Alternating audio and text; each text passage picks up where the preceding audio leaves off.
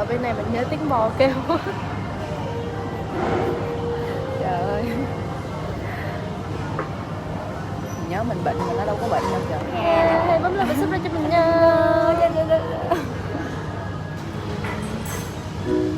Món mì của cả nhà.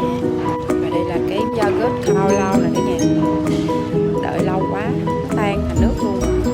Mình này chỉ sẽ ăn cái yogurt này với lại cái nước sốt dâu thôi, chỉ ăn đơn giản như vậy. Là món chè đậu đỏ.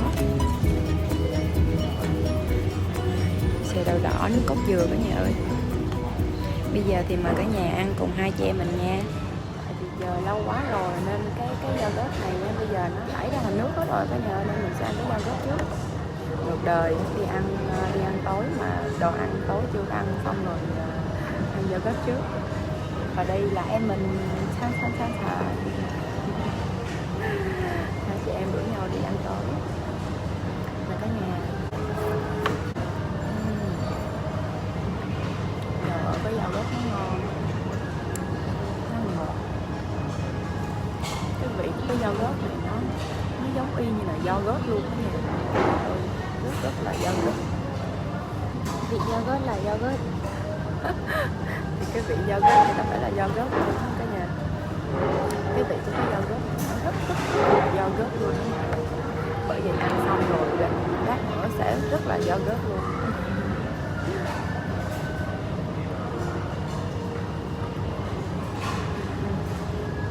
Mình rất là thích ăn cái mứt dâu này, nó ngon, thơm, béo. Nó giống cái vị, nó giống y như cái vị mứt dâu luôn đó nha. Thì đúng là mứt dâu thiệt.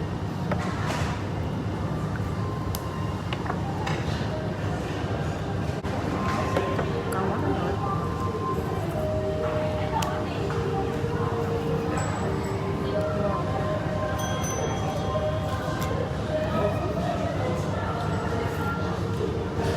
Mát lạnh rùi rụi.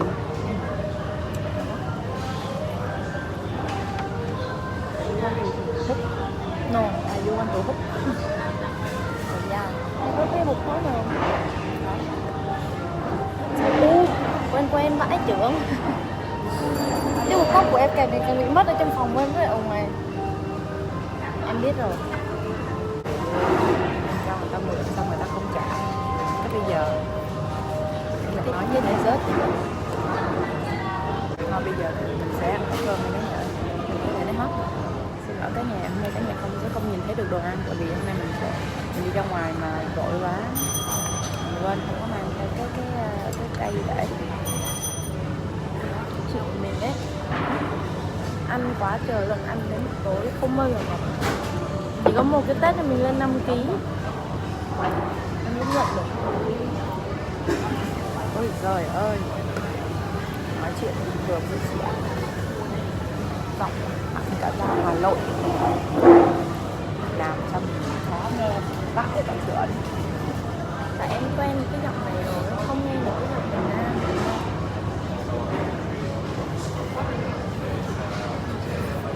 Từ người ta nói cái giọng này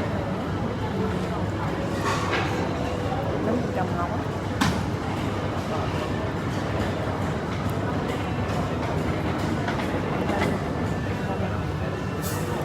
ăn đây đi xài. Có mọc đâu, khi nào mọc thì lúm, khi nào em lăn không đi được. Bây giờ em vẫn đi bình thường.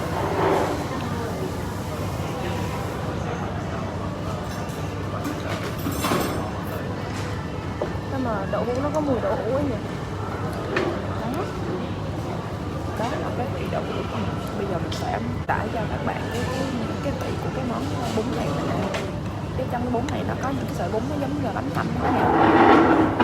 Và nó có thêm mấy lát tàu hũ ki, thêm được mấy lát thịt heo, có thêm vài cọng xà lách.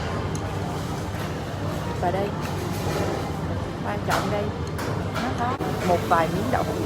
Và đây mình sẽ ăn thử cái miếng đậu hũ này rồi mình sẽ diễn tả cho mọi người biết cái đậu hũ này nó như thế nào nhé.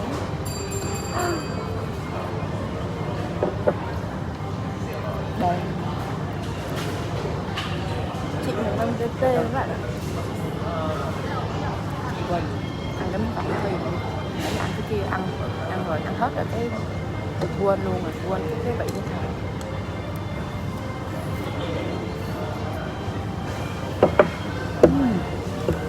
Trời ơi, cái nào cái đậu hũ với cái đậu hũ kỳ á, cái vị nó giống y như là đậu hũ luôn. Ăn cái đậu hũ nó y như cái mùi đậu hũ, mà cái đậu hũ kỳ nó giống y như là mùi đậu hũ kỳ luôn, nó giống như là đậu kỳ luôn. Vậy đó cái này.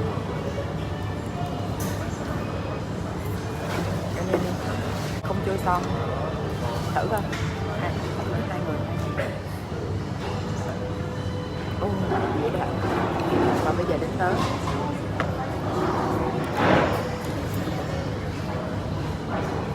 Tóm lại là ăn kiểu này ăn kiểu khác là cũng trôi thôi. Sao sinh ra là để trôi đi, sao sinh ra là để bôi và để trôi đi. bao nhiêu thành phần trôi đi và bao nhiêu thành phần vô trong miệng bạn? 99% là sẽ ở trong miệng.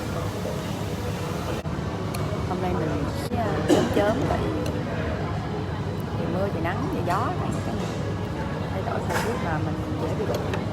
Mình bắt đầu cảm thấy hơi có triệu chứng cảm, tức là chị này mình rủ rê mãi chị mới đi ra ngoài.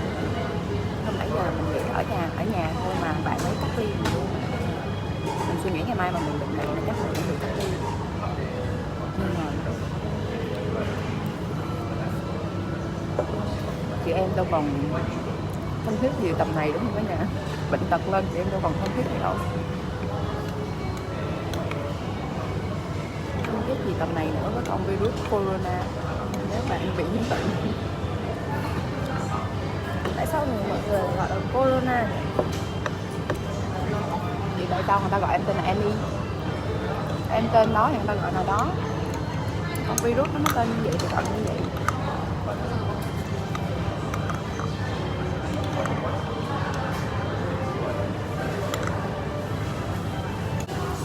Có phải như cái món này ngon này.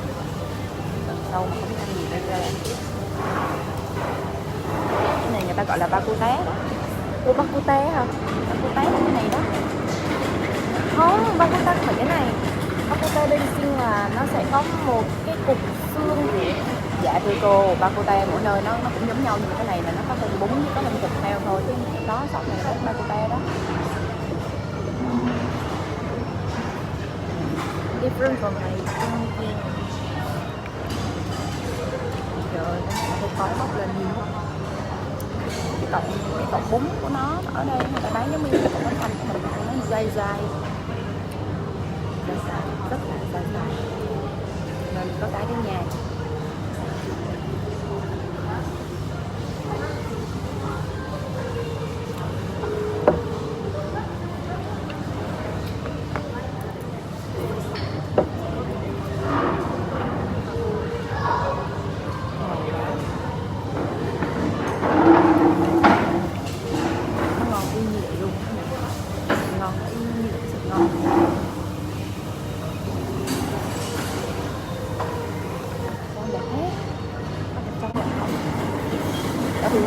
Nó không xạ đâu. Vì ghê cái này cho mượn mình cứ đòi ngoài thì cục đó. Vậy thôi, nó ở lúc đầu người ta xin người ta mượn, đừng cho mượn đi. Cho mượn xong người ta không trả, cái tự nhiên không mà khó chịu.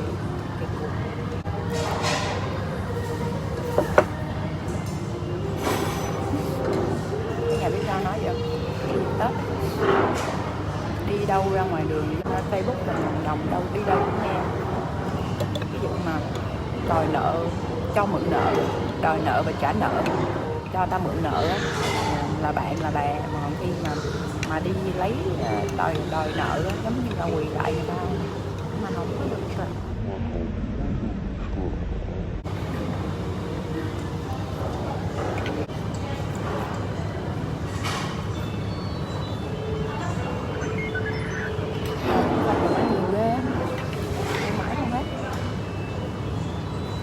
Nhìn cái thố này vậy thôi chứ thật ra nó rất là to luôn.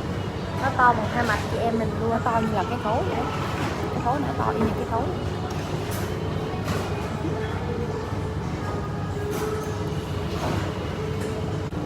Trời ơi, nhà mình có mua mấy trái xoài với lại cái bưởi củ me ngâm đó nhà. Tính là cũng phải mua xoài ăn với muối ớt chấm siêu cay á, mà bây giờ tự nhiên còn không đâu rồi. Buồn dữ, sợ buồn đó nha. Thèm quá mà không ăn, không được ăn. Hay là mình mua chua chấm muối đi. Xin giới thiệu với cả nhà, đây là một fan cuồng của chuối. Mình có thể ăn được tất cả các loại chuối. Bạn ấy có thể không ăn những loại trái cây khác, nhưng mà chuối thì trời ơi, đi đâu mỗi lần mà đi siêu thị bạn ấy là giống như là trời ơi chuối kìa. Chứ mà chưa bao giờ từng được nhìn thấy chuối. Bây giờ em có thể nói với chị là mọi người biết là từ đâu và vì đâu ra em có tình yêu mãnh liệt với chuối, đối với chuối như vậy. Nhỏ, hồi nhỏ Em được tiếp xúc với chuối. là em được tiếp xúc với chuối ở đâu? Em nhớ là như ở vườn. Ở vườn. Nhưng mà nhà mình hay vườn nhà người ta hay là đi chợ? Hồi xưa nhà mình có một cái vườn có rất là nhiều loại trái cây trong đó, và ba mình trồng mỗi thứ trái cây, một hai cây gì đó, nên nhà mình quanh năm cái gì cũng có để ăn. Small, medium, big.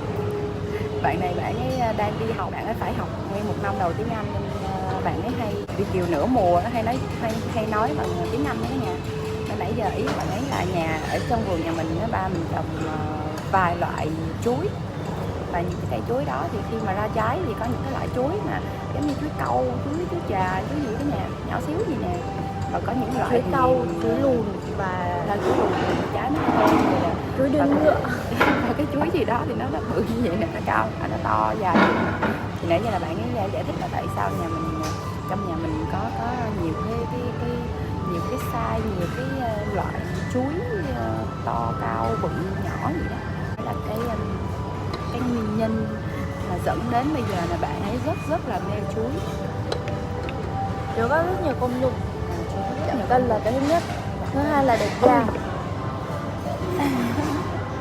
Bạn ấy ngày nào cũng ăn chuối, đi học cũng mang một hộp chuối đi theo, và cuối cùng thì bây giờ bạn ấy đã lên 5 cân, và bạn ấy nói là chuối có rất nhiều công dụng, ngay cả công dụng giảm cân, và bây giờ bạn ấy tăng cân. Có thể giải thích tại sao về điều đó không bạn? Tại hay nấu cơm đó, ai biểu hay nấu cơm ngon quá. Ok, I'm fine. Như thế này có thể nhận đó là một cái lời trách móc, hay là một người khen, hay lời chê đấy? Hãy giải thích. Vừa nói xuống. Biết em đang suy nghĩ cái gì không? Em có biết chị đang suy nghĩ cái gì không? Hả? Ai nói trước? Em nói trước hay chị nói trước? Ai nói trước? Em. Chị nói đi.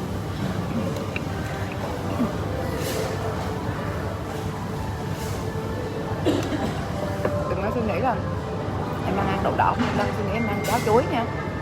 No. Em suy nghĩ cái gì?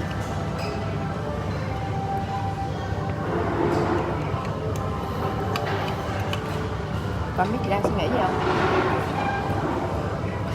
Cái điện thoại nó thẳng bị che bởi cái thố mì, nhưng mà lúc nào cái cổ em nó cũng giật dựa gì nè, chị tưởng là xương cổ em đang bị rớt ha, xương cổ em đang bị gãy nè.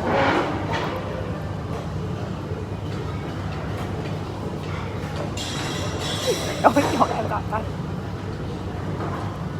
nhiều quá Mình giống con rùa mà chuẩn bị gãy cánh đó. Không, gãy mang em.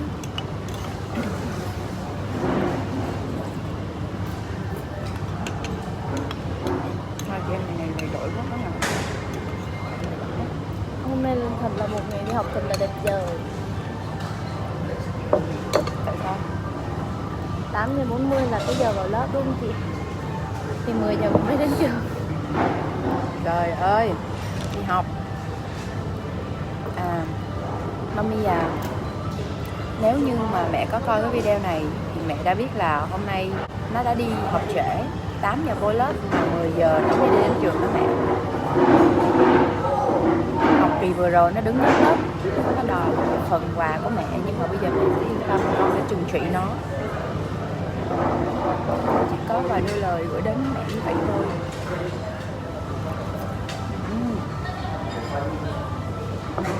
Cái súp canh đậu đỏ này đó nha, cái vị nó y như cái vị đậu đỏ luôn. Rất rất là đậu đỏ. Cái dừa nó béo. Mặc dù mình là em mình nhưng mình cũng không biết năng nói cái Người ta diễn tả một cách rất là chân thật, sống động như vậy. Em ăn canh đậu đỏ thì cái vị nó giống đậu đỏ. là dessert. Thì dessert. Đúng rồi, dessert. Xin lỗi em. Xin lỗi cả nhà. Mình đang ăn chè đậu đỏ. Thì tất nhiên cái vị nó phải giống đậu đỏ rồi đúng không? Thì mình diễn tả rất là sinh động như vậy, đúng, sống động như vậy, đúng sự thật như vậy rồi. Tại sao em lại không hiểu? Cả nhà mình có ai hiểu không? Chứ mình cảm thấy mình rất là hiểu luôn mà.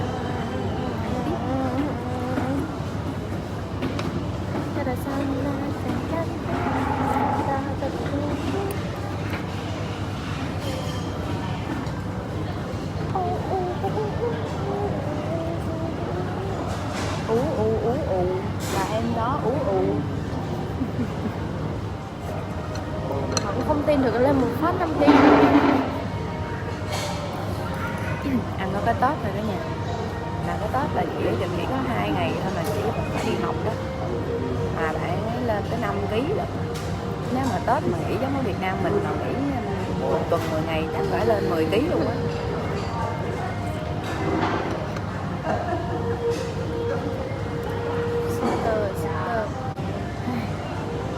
Ở bên này mình nhớ tiếng bò kêu.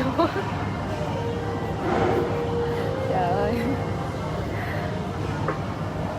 nhớ mình bệnh mà nó đâu có bệnh đâu trời. Không, nhưng mà hồi trước ở nhà mình nó có một cái đất ruộng trước ấy.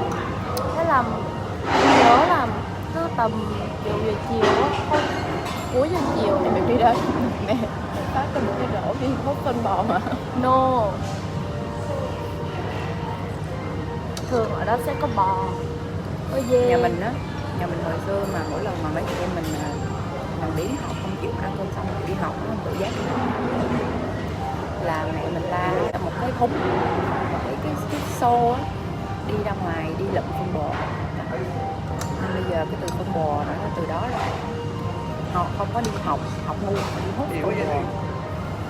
Câu chuyện muôn thuở của con nhà người ta vậy, lúc nào con nhà ta cũng bla bla bla, nhà mình mà không học thì đi học phân bò. Vậy là hôm nay hôm nay của hai chị mình đến đây là đã ăn no uống say rồi. Thì bây giờ mình xin dừng cái video ở đây thôi. Thì mọi người thấy thích thì hãy nhấn like, đăng ký kênh, chia sẻ ủng hộ hai chị mình nha. Chào tạm biệt cả nhà. Chào tạm biệt cả nhà. Hãy bấm like và subscribe cho mình nha.